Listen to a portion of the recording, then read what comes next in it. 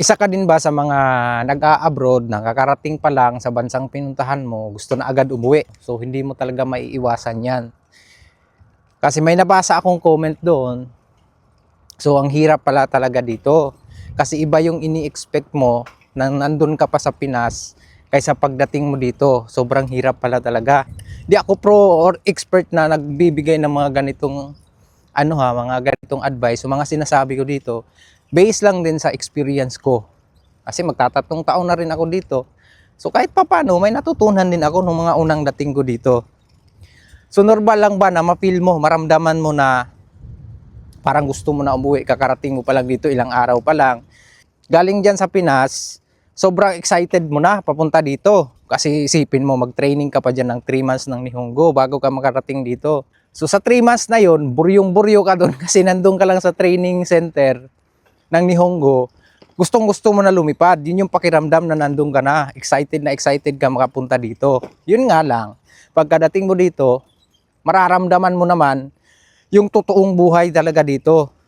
So ngayon, yung ini-expect mo sa Pinas, pagdating mo dito or kahit saang bansa ka man mapunta, parang biglang nagbago. Sabihin natin na nag-uumpisa na yung homesickness mo, adjustment stress mo, kasi mag-a-adjust ka talaga. Parang mixed emotion siya na sobrang excited mo, sobrang saya mo, tapos biglang pumasok yung biglang pumasok sa isip mo yung mga pamilya mo sa Pinas, mga kaibigan mo. Possible na makasama mo sa training center pagdating dito ng 1 month, ibang mga lahi pa.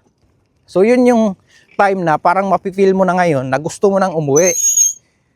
Nawawala na yung excitement mo nung nandun ka pa sa training center. Biglang nagsiship yung mood mo na parang sobrang lungkot mo na, parang feeling mo ikaw lang mag-isa, ganon. So yun yung kadalasan talaga nangyayari sa mga bagong dating dito sa abroad. So nabanggit doon, na-comment doon sa last video natin nung about sa pamilya, yung may anak, at doon din sa may expectation versus reality natin na na-upload na video, may nga nagko-comment doon. So ngayon, yun yung isa sa pinaka challenge mo pagdating dito, yung pag-a-adjust. So i-adjust mo talaga yung sarili mo pagdating mo dito. Unang-una yung language barrier, tapos culture. So iba talaga ang dito pagdating mo. Isipin mo naman sa Pinas, kahit saang sulok ka dyan makakita, may nakita ka naglalakad. Napaka-lively dyan sa parang masigasig talaga. Pagkadating mo dito, tingnan mo naman kung ganitong lugar mapuntahan mo, di ba?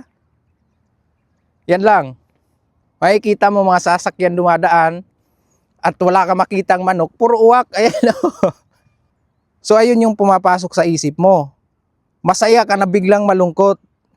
So ayan, dyan na mag-uumpisa yung homesickness.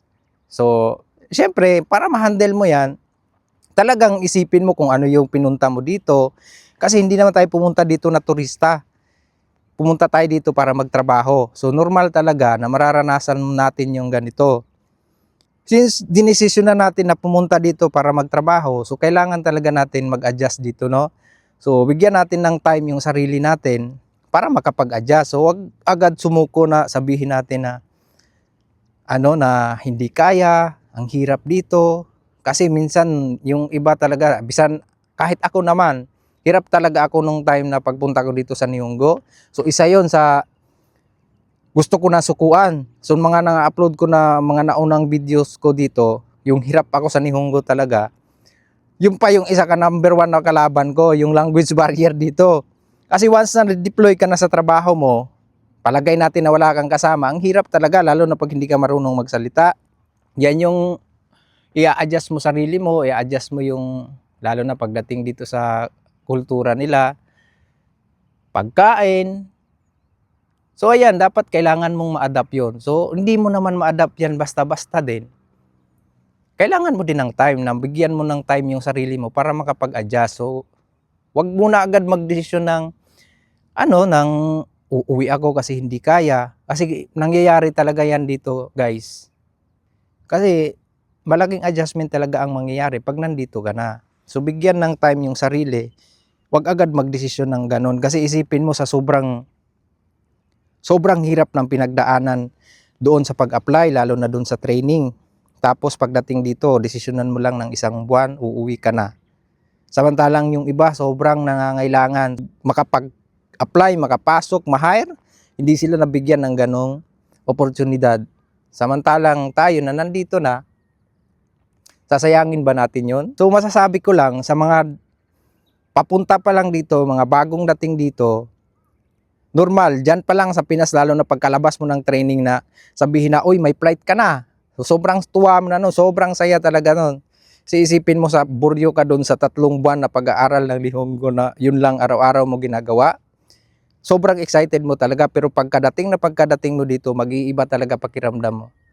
So tulungan mo yung sarili mo na ma-adjust, ma-adapt mo yung anong merong paligid ka na panibago. Paano ka gumaling sa Nihongo? So after ng trabaho, bigyan mo ng time na makapag-aral ka. Kahit 1 oras lang, malaking bagay na yun. Aralin yung kultura, ano meron sila, paano sila gumagalaw at kumikilos, anong pwede mong gawin para maging makahalubilo mo sila. So ganun lang, para maging masaya ka dito. Ngayon, yun yung ko dito, na o-observe ko dito kung paano sila kumikilos. Ina-adjust ko rin yung sarili ko para makasabay ako sa kanila. So ganun lang guys. Sana nakatulong dun sa mga papunta pa lang dito at sa mga bagong dating dito. Wag mo na agad magdesisyon na uwi na ako, hindi kaya, ang hirap dito, sobrang lungkot. So bigyan mo ng time yung sarili mo para makapag-adjust. Palagi mo talagang isipin kung bakit ka pumunta dito, anong pinunta mo dito, trabaho, sa sahod, para makatulong sa pamilya, di ba? Ayun lang. Sana nakatulong.